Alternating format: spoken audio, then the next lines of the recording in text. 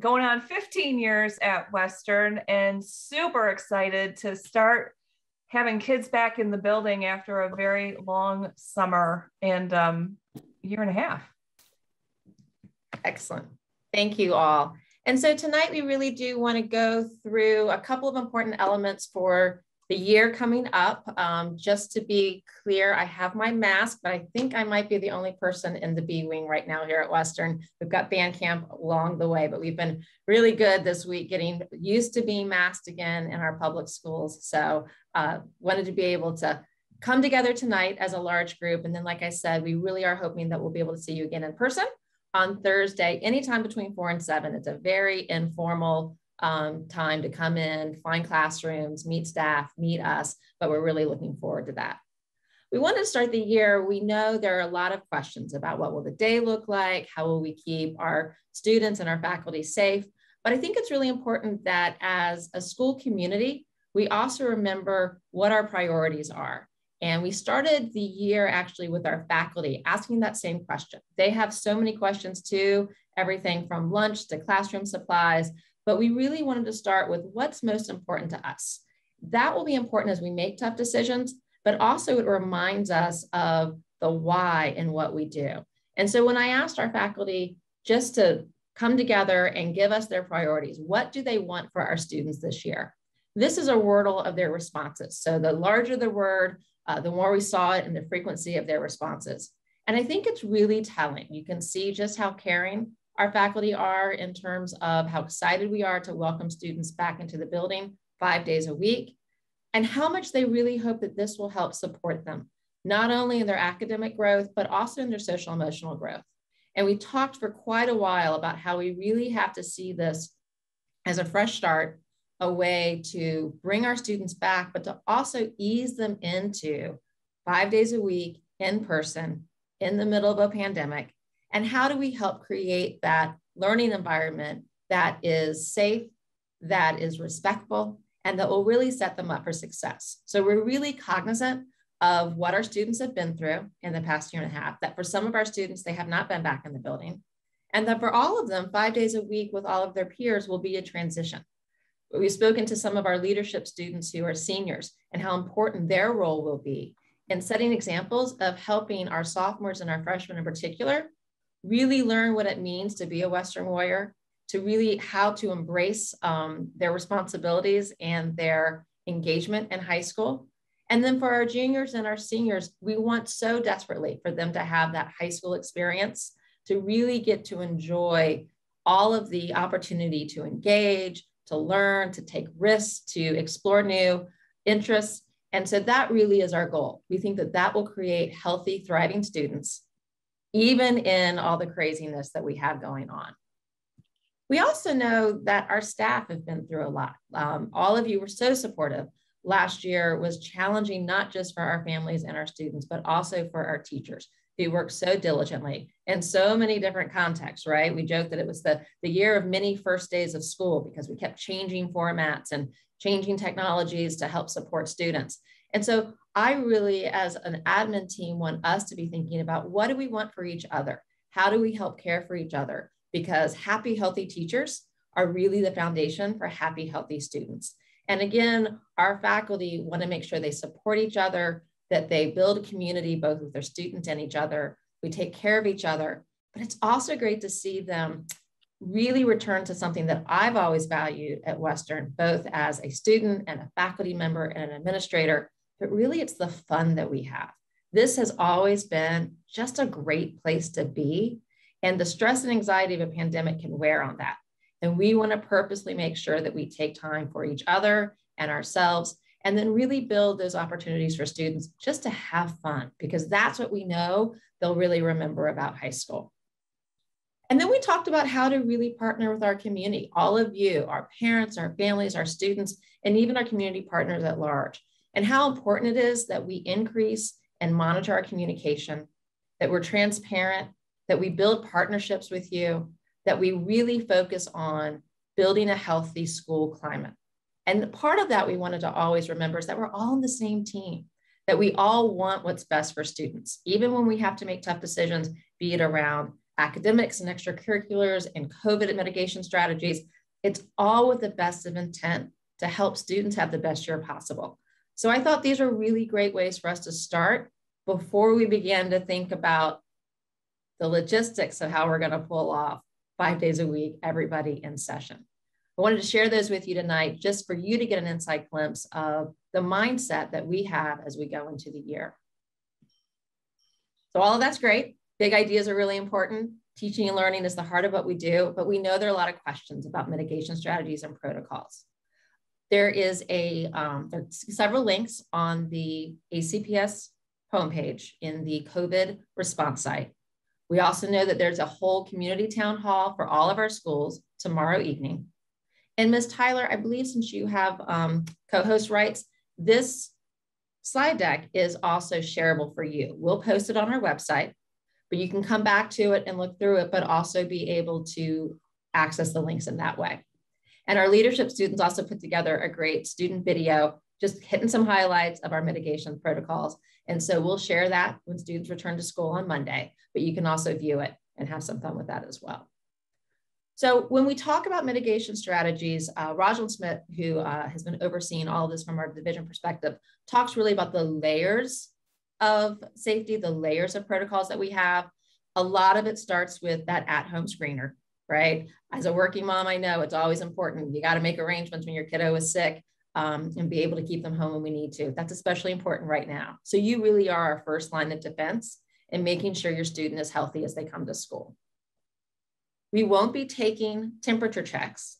We found that it simply was a lot of time and resources without a lot of impact. Of course, any student who feels like they may be feverish is welcome to come to the school nurse at any time, but we will be masked.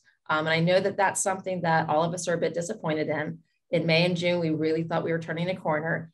We hope that with masking and being really methodical about how we mask, that we'll work our way through this Delta variant, and hopefully we'll begin to see our community spread and community infection rates dramatically improve over the next few months. So we're all masked when we're in the building. We have noticed, especially in summer and even into fall, it's humid and school's a long day. So bring extras. They can get kind of mushy by the end of the day. And I do want to point out, because we noticed this with some of our students as they began to come in for freshman orientation, we really do need these to be masks. Bandanas, neck gaiters, scarves, those are not considered appropriate masks. And you'll see as we talk about our protocols and why they're so important, how we really need to be using proper masking. Currently, masks are not required outside. And that's an important theme for us as we think about the school day and as we think about times during the day, such as lunch. We have a phrase here that we're going to use a lot throughout the year: wash in, wash out. Hand sanitizing and hand washing continues to be really important for us. So we will continue to have sanitation stations outside of every classroom, in the hallways, the cafeteria lines. We ask students to get a squirt as they're walking in, and throughout the day, we'll be continuing to remind them and taking times when we all sanitize and use the hand sanitizer. Social distancing is really important. We are at 3 feet apart in classrooms per CDC guidelines. That does allow us to be 5 days a week in person full time. When we're outside, we do try to maintain that 6 feet, which is really important, but the 3 feet with mask is what is critical for our being able to maintain full enrollment for the school year. So we all know responses to confirmed cases are really important, and we are key partners if something should happen. If a student does have a positive COVID test, please call the school right away. All of the information will be kept confidential, but that allows our school nurse and our staff to contact trace. And that's a really important part of our keeping our larger school community healthy. We also work in conjunction with our health department. And so this triggers and helps us with a whole series of protocols and steps that take place. Similarly, we have to do our part as well. So employees will also report a diagnosis to us as soon as possible. And I think that transparency and that communication is really critical. We know already we have a few students who will be in quarantine as the year begins. And again, that communication helps us then plan for that. We've also alerted our teachers to make sure that they build into their Schoology courses and into their instructional design structure so that kids know if they have to be out, how to access work, how to communicate with the teacher. We talked about setting up those structures and then making sure that they talk to students about them. I liken it to bringing our rain gear and our umbrella if we were to go camping, right? The more we're prepared, hopefully the less we'll have to use the rain gear. So we'll talk to students about, if you have to be out, here's how to make the most of the resources that are posted. Here's how we'll communicate with your teachers and with you, and we'll make sure that people are able to stay up to speed. So a couple current points on contact tracing and quarantining that are different from last year, and I think are actually really exciting developments for us if we maintain the mitigation strategies that we just talked about. So in a K-12 indoor setting, if all the protocols are followed, then students who are 3 feet away and properly masked aren't considered a close contact. So that allows us to make sure that we don't have to shut down entire classrooms of students were a case to exist. But that can only be done if we can verify that masking was maintained, that there was physical distance appropriately maintained, and that we have proper ventilation. So we've got air filters running all throughout the school. There's a flushing that's done every night, and there are air purifiers in each of our instructional classrooms. A close contact who is vaccinated does not need a quarantine as long as they remain symptom-free.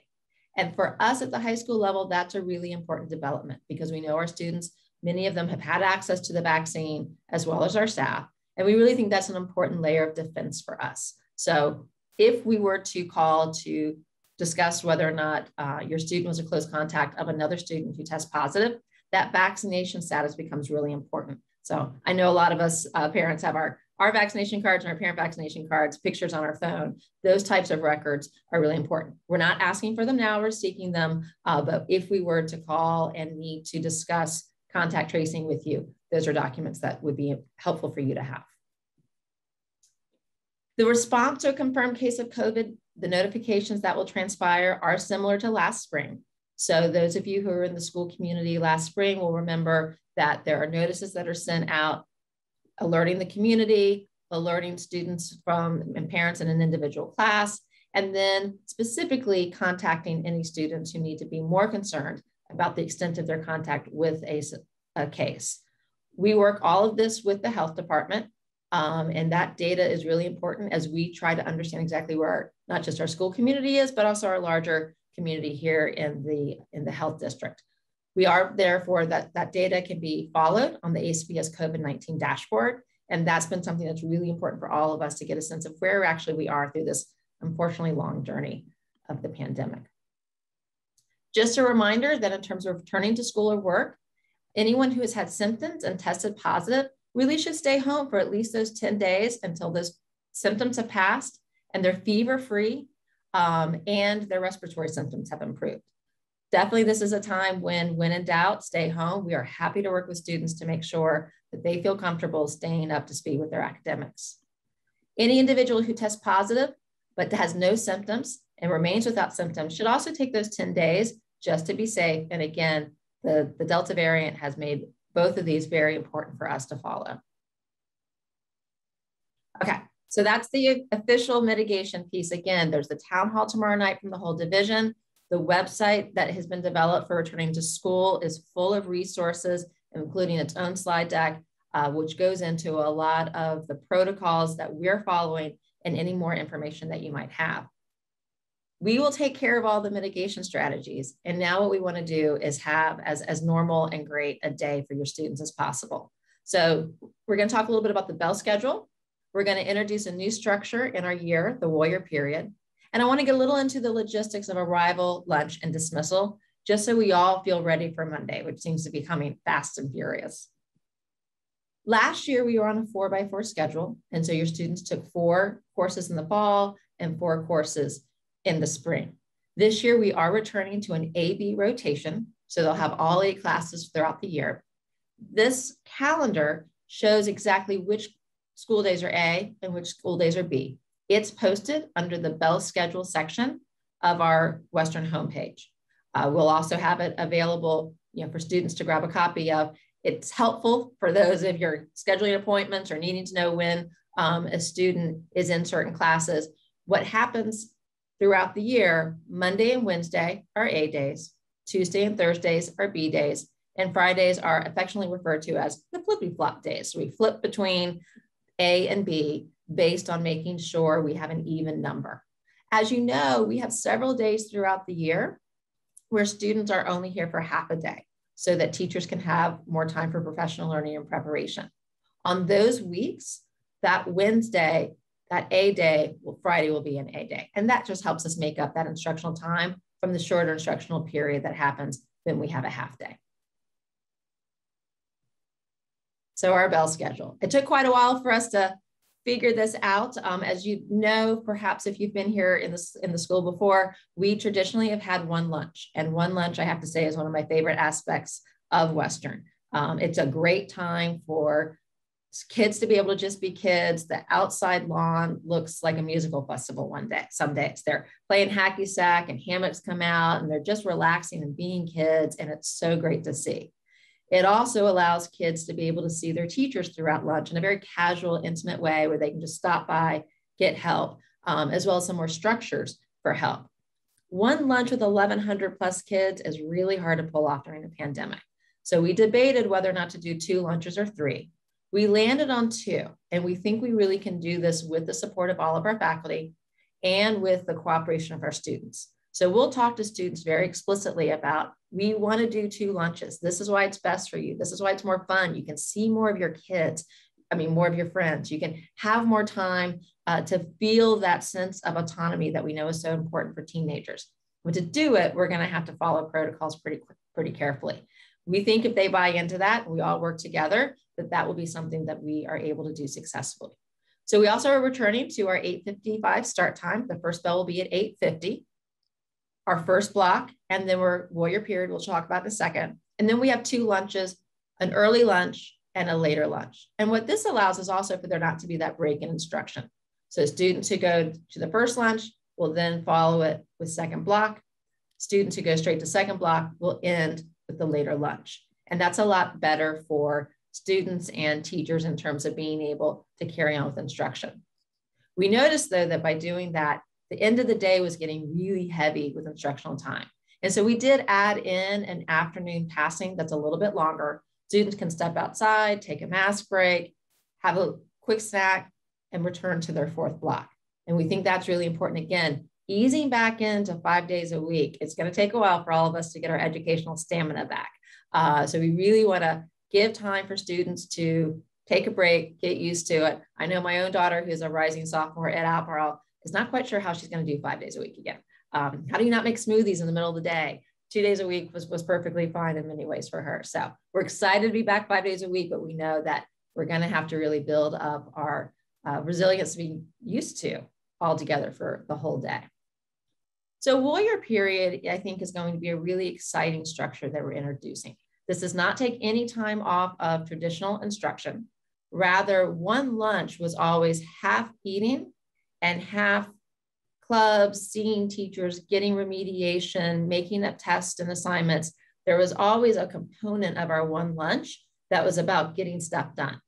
So because we can't all release into lunch at one time, we're integrating something that we're calling warrior period. We think this is going to be a really important support for students as they return to in-person learning. It gives them a small group assigned to a teacher who's that adult that just checks in on them. When we were talking about this as a faculty, I said, this is just a time to love kids. There's not a set curricular expectation. It really is a check-in. It's an adult saying every day, how's it going? How's being back? How's wearing a mask all day? How are classes? And so the kids will get that support that way. It'll also be a chance for us to set goals, monitor their progress, and really help give some one-on-one support to students in that social emotional way that we know is so important after all that we've all been through. We're able to harness the structure of our seminars in that this is our 4th year with seminar. So students will return to their seminar cohort that they've been with and will be linked up with a faculty member. And that structure then also gives us a lot of flexibility. So as everyone goes into warrior period, then we can designate days for club activities, for example, leadership for preparing for homecoming and the Fun of Spirit Week. We hope to also eventually be able to offer enrichment sessions that students could opt into. And we'll also integrate in time for students to get extra help and to be able to see their teachers. So students would go into warrior period and then be able to have a pass that would allow them to go see one of their teachers if they needed to talk about makeup work or ask about an assignment. As we move into this new structure, though, we're really going to take it easy. We're easing in over the first 2 weeks. It's about checking on kids, getting outside. I told the faculty, if I saw, 30 classrooms taking a mask break and doing a nature walk, I'm fine with that these first few days. Students need just to be able to ease back into school. It's also a chance for them to talk with an adult about their goals for the year, to have some fun, and to really reconnect. We'll be sharing also our school-wide messages and guidance around things such as the mitigation, how we do lunch. So they'll have all of that information. They'll hear it all at one time. And that warrior period, I think, will really help us as we try to be really clear about how we have a successful year under the conditions we're in. So another important element that we want to talk about today is arrival and pickup. We know that we have a really large feeder pattern, that our bus routes are long, and that we often have traditionally a lot of parents who choose to drive their students to school. We did not, as some schools have, set a late arrival time because we're cognizant that for a lot of you, you've got to get to Waynesboro or Charlottesville in order to get on with your day. But do please help us as much as you can. Our librarians are heroes. They're going to be opening at 8:15. We've got faculty members who are going to flex so that they'll come in a little bit early and really help us with supervising students. But obviously, the crunch of the more students we have at one time, the more challenging that is for us. So students do have to stay physically distanced in the morning. All of our lunch and breakfast will be free again this year, and we'll have free breakfast located in 3 locations, again, to help spread students out. For many of us, this is exciting because students are hearing about the return of muffins. The outside area is always the best place for kids to be, but the cafeteria, the gym lobby, and our library are also going to be available. And then we've encouraged our staff to become early birds and get here as early as possible. Our classrooms will be open by 8:45 at the latest, but many of them will open up earlier. We'll ring bells so that students know when they can transition into both just classrooms to hang out and then into their class period. Quick note for those of you who haven't enjoyed the fun of drop off and pick up during a full year at Western, morning drop off, we use the inner lot. That's the upper picture. And so that is our staff parking lot. And it's one way. So you come right in, kid pops out, there's a sidewalk that takes them up to the front. That allows our buses to come in the outer loop that is closest to the school. So again, in the morning drop off, please come in through our staff lot. In the afternoon, pickup will be in the lane closest to the front of the building. That'll allow us to get parents out as quickly as possible. You'll see us out there though, making sure that we make room for buses as they'll be coming in and picking students up. If your students are bus riders, they're going to be dropped off in front of the building at the beginning of the day. And then the end of the day, they go to the back of the building in our driving range, and the buses come around from the back when the all clear happens. For our freshmen and sophomores who've not been in the building, we will make sure that is crystal clear to them on the first week of school. And every year, everyone figures it out pretty fast. A quick shout out to Karen Brock, our guidance counselor, school counselor. She was walking out this afternoon and said, wait, I need a car driving through our parking lot so I can put some pictures in our presentation for tonight. So Ms. Brock was very helpful. School counselors are just always helpful. Again, a note to our bus riders, do make sure to check parent portal before the first day of school. We've gotten notes from transportation. They will pick up any student on their route in the morning, right? They're not going to drive by a kid at a bus stop and not bring them to school and have them be with us. But the students have to be on a driver's manifest to ride home in the afternoon. So you want to check your bus riding information, make sure everything is all clear. Teresa Tyler is our administrator who works with transportation closely. So feel free to ask any questions of her or reach out. She can connect you with the right people in transportation. General notes on food. Teenagers eat a lot, right? So we spent a lot of time thinking about food for the coming year. Again, breakfast and lunch will be available through the cafeteria and free for all students. Students can bring their own snacks and food to school. They can't share them. I know that's obvious, but if you could just reiterate it to the kiddos, they're just great kids, right? And so someone's got a granola bar and someone else is hungry. They're like, here, have half. We need to not do that this year. We do ask that snacks be consumed quickly so masks can be put back on. Our water fountains are off, but our bottle refilling stations are on. Do bring a water bottle. You're welcome to refill it during the day. And again, let's not share our drinks. Quick highlights on lunch. We did a lot of work to figure out how we split our students equally, but also so we can make sure they can access parts of the building to spread out.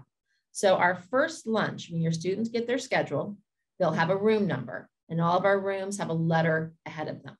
They have that first or early lunch if they have a room number that's A, C, D, E, ESA, or P, which is pod for our new portable classrooms in the back, and then a small section of the B wing that's out here by the main office. They tend to be math classes.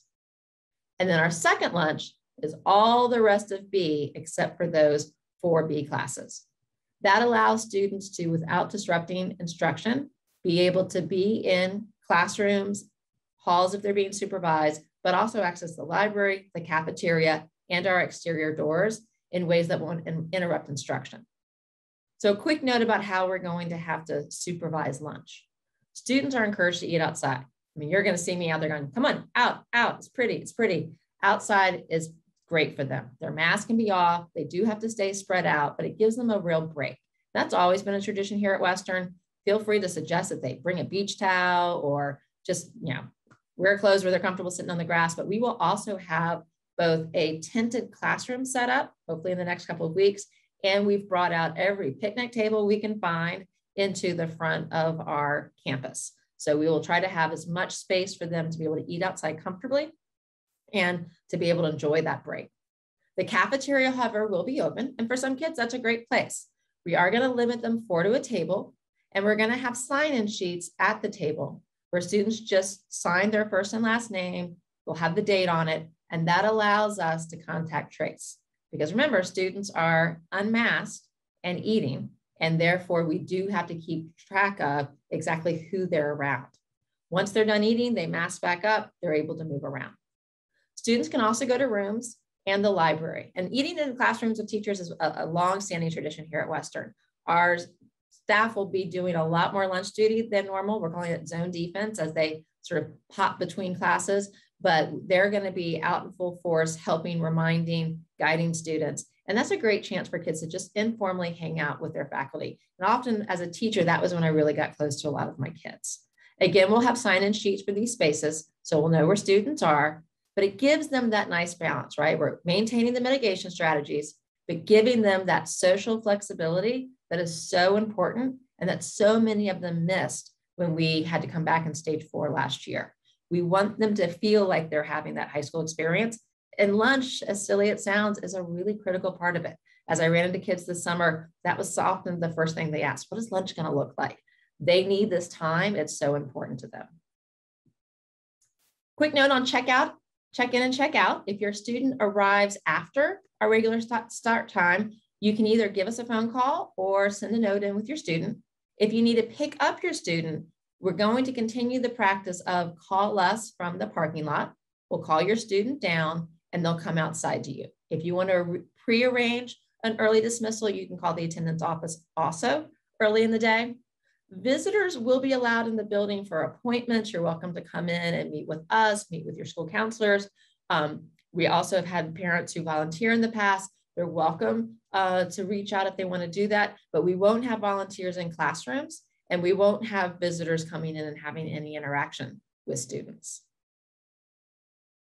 All right, so that was a quick overview. We are happy to take some questions through the chat. Ms. Tyler, I think, has been monitoring that as I do the overview of the slide. So Ms. Tyler, what are some questions that we have? Well, actually, some of them I think came to me, so I'm going to monitor some questions. Okay, I was going to say I've gotten very specific questions about specific things like the AB schedule because it's hard to read in that format, and I'm going to try to get that on the school calendar. So where we just put it on a Friday, A day, B day, A day, B day. So when you click on it, you can see that. Then that's a great idea. And that prints out much more clearly. The columns are a little hard to get used to. It's so that you can see that we're keeping the instruction even, but that's a great idea, Ms. Tyler.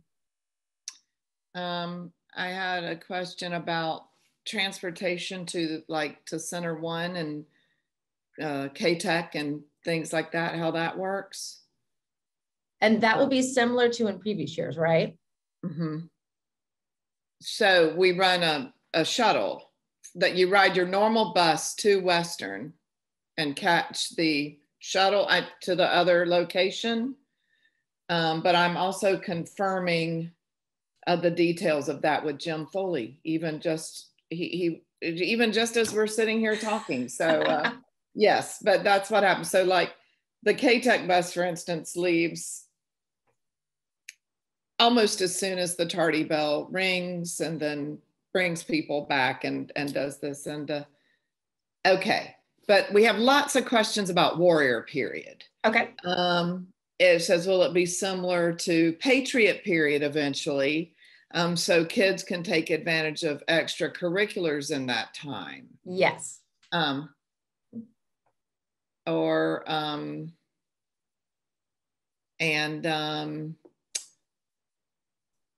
Wait a minute. Can students see counselors during Warrior Period?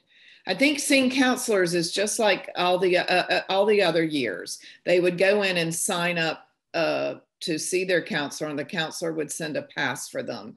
Is that correct, Mrs. Wright? She's nodding. So that's it. Okay. And that might happen in Warrior Period. Warrior Period will give us a chance for counselors to come to kids, as well as for students to be able to have some flexibility to go see their counselor. Right. They can also come out and talk to the whole class. Will there be assigned seats in classrooms, and can a student change seats if another student is coughing? So I think that if a student is coughing, we would want to see that student in the clinic right away. And I believe most teachers are going with assigned seats because of contact tracing. Yep, and we'll be asking them to have those available for us.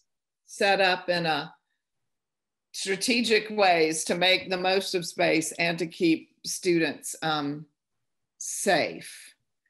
People want us to go over our last name order again. So Mr. Granger is the beginning of the alphabet. He is A through G, and I am last names H through O, and Mr. Hackney is P through Z. Okay. Parking for juniors. I believe we're going to have an update on that, but Mr. Granger, do you want to speak to that, or do we just wait for an update? Hold on. He's muted. Yeah, there we go. Okay. So right now it looks like we have about maybe 25 spots. But we also know that there's seniors who are still, the deadline was Sunday, but we've been getting some questions about seniors who don't have their license yet. And we also know we need to go through a couple of days of school to see what the traffic looks like. I mean, that's not a lot of spots out of all the spots we have. So we're not ready to open up to juniors. When we do open up to juniors, clearly that's not enough spots for all of the juniors who are drivers. So we'll have to come up with a pretty fair and equitable system for getting people spots, kids spots who are juniors. Western's grown about 150 kids in the last few years. We've lost some parking, and for every 15 kids or so, that's one adult. So it really is at that point where there has to be some limits. And one of the first exciting duties I got to take on was parking, and I think I've gotten back to everybody. There might be one parent I owe you an email. So even though it's a lot, I do want to recognize that I know it's difficult for some families, and we're all trying to figure out how to make this work. But right now, if you're a junior, or you have a child who's a junior, there won't be any new news between now and probably the third or fourth day of school at least. Right, we won't have that set up before school starts. So the bell schedule timing that we just showed doesn't match what's in Parent Portal. No, we have not updated the minutes of class changes in Parent Portal, and Parent Portal will not show when your child has lunch. Because that's done by like zones of the building where their classroom is when they go to second period. The thing is, if it's just first period, if it says 1A, then that's A-day first period, that 8:55 to 10, whatever time that's on the new bell schedule. We don't go to homeroom in the morning. We just go straight to first period class. Mm-hmm. Warrior period sort of acts like homeroom, but it's after your first period class. So if you have Algebra 2, 1A, then on Monday morning, you just go straight to your Algebra 2 class. Okay, hold on, I'm just going through. I'm trying to go through quickly. Yeah, if you feel sick, stay home. We're going with that. And the way that students keep on track is that teachers will have stuff in Schoology that will be very accessible for students to work on. Did you add anything else to that, Jen? I heard you say that, Ms. Sublette, but just that we're making sure teachers think about that as they design their structures for the year. If you have PE before lunch, I don't know. Is PE going to first lunch or second lunch? Did we decide that yet? Let me just click to it. Okay. There we go. So first lunch. PE has first lunch. Mm-hmm. And so then at the end of lunch, they would go straight down, change. And get dressed and do PE stuff. And again, that's an interesting note. At this point in time, I know at the middle school level, I believe they're not using locker rooms. We are going to have our locker rooms open. We trust our students to stay spread out. We'll be supervising that. We want to make sure that they're able to have a full PE experience. Most of our PE instruction will take place outside as much as possible. So students would go from their lunch period down into PE. Right. Okay. So if a student is exposed and needs to stay home, how long they have to stay home and the requirement of the negative test. So all that is really outlined on that link. It's a lot of detailed information, and it's like, if this, then this, if this, then this. And we would like to direct you to that link from Albemarle County Public Schools. Morning drop-off. It's not that we prefer for you to drop your child off early, is that if you need to drop your child off early, you are able to, because staff has volunteered to come in early to monitor your children. Exactly. We know that Crozet is not the work location for all of our school communities. So we want to make it useful. It's not that close to lots of places either. So let's see. We'll see. If you need to change your bus situation at any point in the year, it takes about a 10-day lead time. So you would want to make sure it was updated in PowerSchool, and probably email your administrator and let them know that you're making a change too. There are transfer buses. There are transfer buses that go to Henley and then get off and get on different buses. But your bus driver will contact you and let you know how your bus is going to work. Mainly the world language classes are in the pods. which lunch you are. We have right up here. It depends on where your classroom is. I had a question about, could they bring balls to be able to use during lunch? Again, wash in, wash out. So we have hacky sacks. Let's just stay away from baseballs. They might break windows. But yeah, students are encouraged to play. We would just ask that they will have wipes available. They can wipe stuff down and wash off their hands. Lunch is determined by the location of your period 2. Yeah. So you might have a different lunch on A day than on B day. You might have it at a different time, A day and B day, right?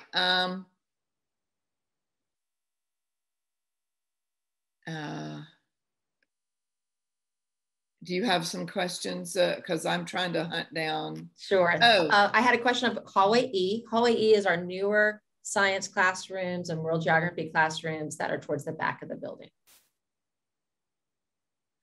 Okay.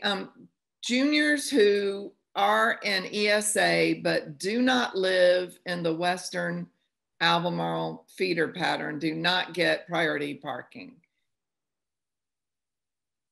I know, ooh, there was a lot of big boos out there. Y'all are muted, but I felt them coming through. Sorry. Okay.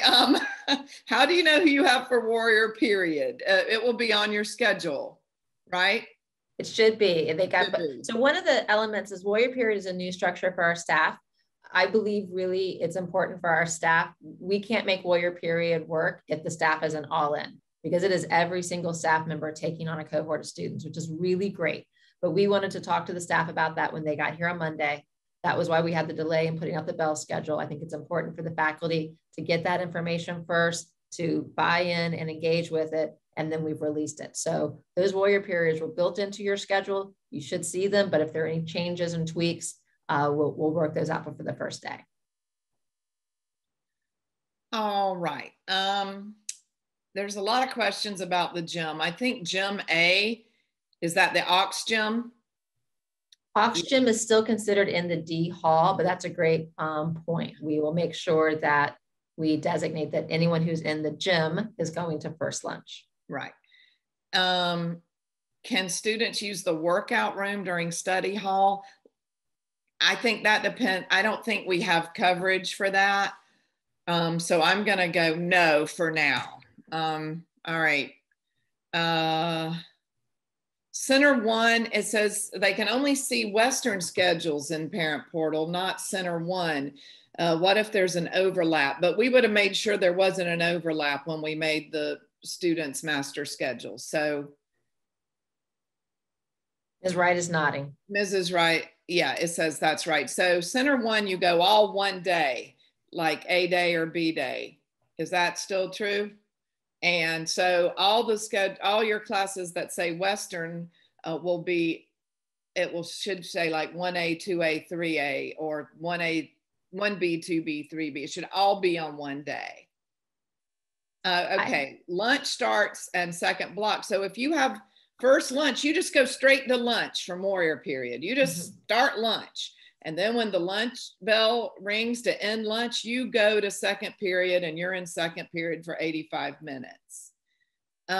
Free breakfast and lunch for everyone, and students can bring lunch if they prefer. The reason we have free breakfast and lunch for everyone is because there's a grant to pay for that, and it helps cut down on the time students have to stand in line, and also putting numbers in the keypad, exchange of money, all the things that could create, yeah, you know, mess there.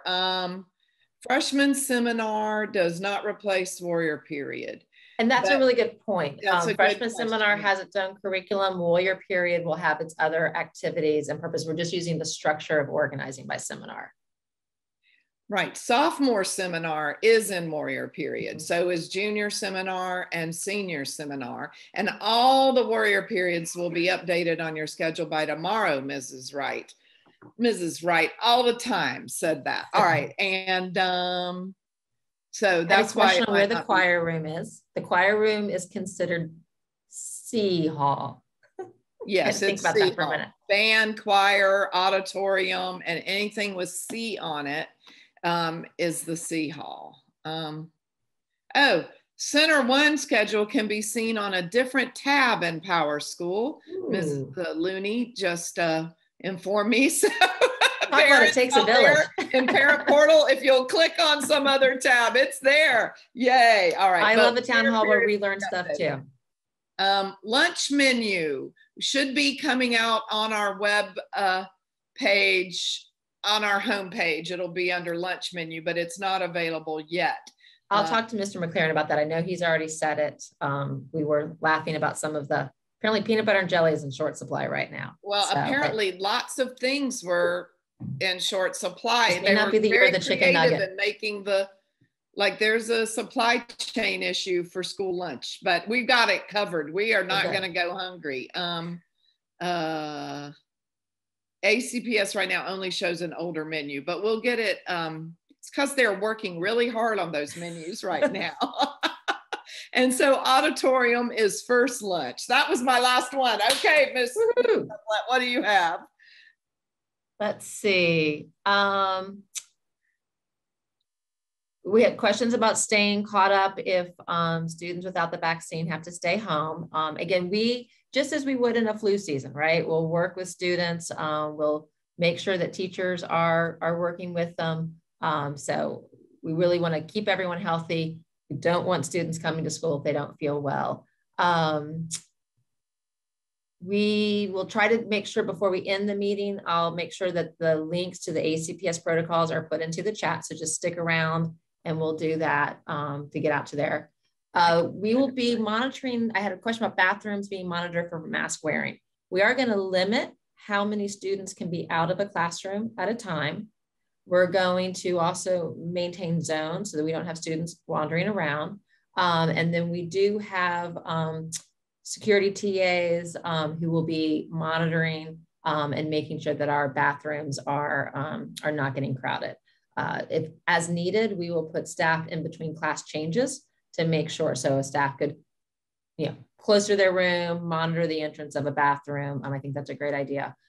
So we'll look at that and make sure that if we have to, what we want to do is put these protocols in place. And then as an admin team, we will be reflecting the first 2 to 3 days of school. What do we need to tighten up on? Where are we able to allow more freedom and autonomy?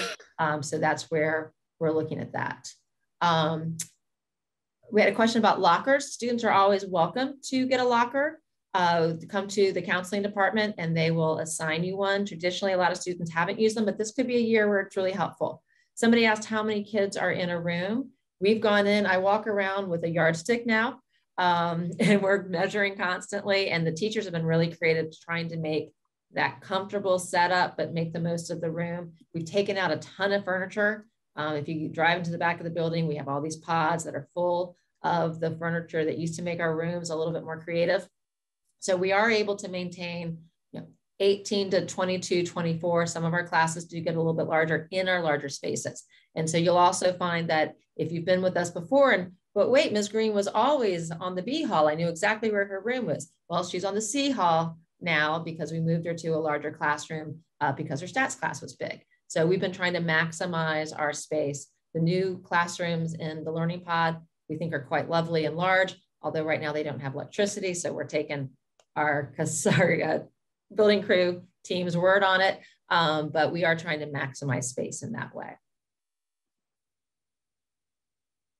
Bus information, I was told was going to be updated. We had always been told, make sure that parents take a look at it the 16th and after. If we're finding that it's not updated, then we will make sure that we reach out to transportation and get that information for you. Also, a quick note, we no longer send home, those of us who were parents a long time ago, the packets, right? The pages and pages and pages. And the first 3 nights of back to school was always just signing of the forms. Everything's electronic now, but do go in if you would and update contact information. We will be using the emails that are in PowerSchool. We're bringing on a new program for communication. We have been doing Blackboard Connect. We're moving to a new one that has better translation services. And we want communication to be a real structure that allows us to partner with you throughout the year. Updating your email and cell phone number so that we can text and email as a school would be really helpful. I sent out our reminders about the meetings tonight, and I've been enjoying about 300 cannot deliver messages throughout the day. So updated emails just sort of cleans that up for us, and we really appreciate it. I was getting them like 3 months after I sent something about yearbooks last summer. Like it would pop up, cannot deliver this message. I'm like, okay. Speaking of yearbooks, we're going to send out a notification on last year's yearbook for Mr. Hughes. The shipping There's a company shipping delay. Is looking for them. So we are hoping that they will be here soon.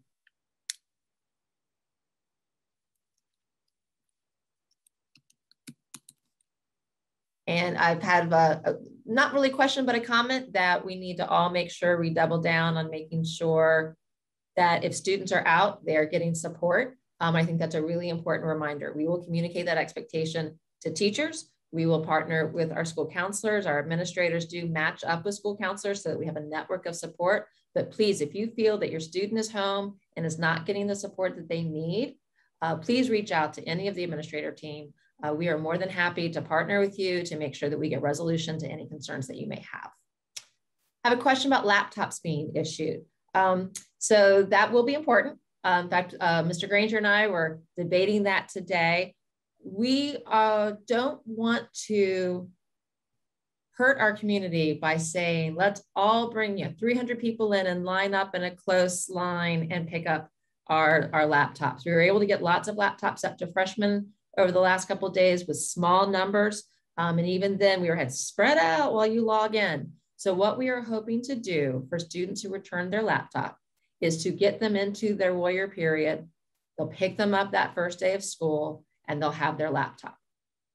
For students who have not yet turned in their laptop and they need to be reimaged, they're fine for right now, but they're going to run a little slow until they can get reimaged. So once we all get in, we all get settled, we will eat that elephant one bite at a time.